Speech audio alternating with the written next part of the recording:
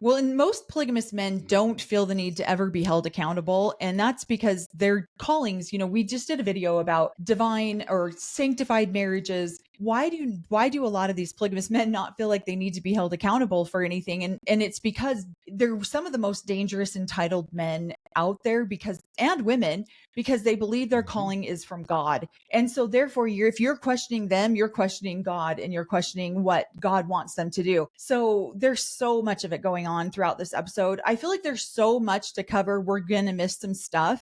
We already know that we are, but we're going to try to cover this. I have like 3 pages of notes. One thing that I really wanted to point out before we get too deep into this episode is that one of the things that we are taught our entire lives from coming from the AB, coming from a polygamous cult, is that we are an elect few. Out of the billions and billions of people that have come onto the world, we are the elect few that are sent here with a higher purpose, a higher calling, a higher light and knowledge of what is the true way to get back to heaven and see God again. And we're the only ones out of billions of people who have this opportunity. And so therefore, if you fail at this, man, you're failing hard and you're falling forward hard, or hopefully falling forward. But in Cody's case, it seems like no. And so at the beginning of this entire series, he says love should be multiplied, not divided.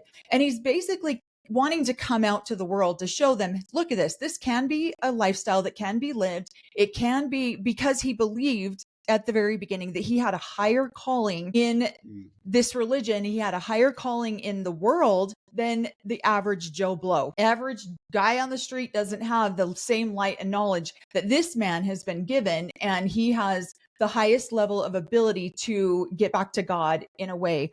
And he was going to show that to us. They were going to show Exactly. the steps on doing that. So, and yet through this entire episode, he breaks it down step by step of why he was not made for that calling, why he simply couldn't live up to the calling of what he believed he was called to do.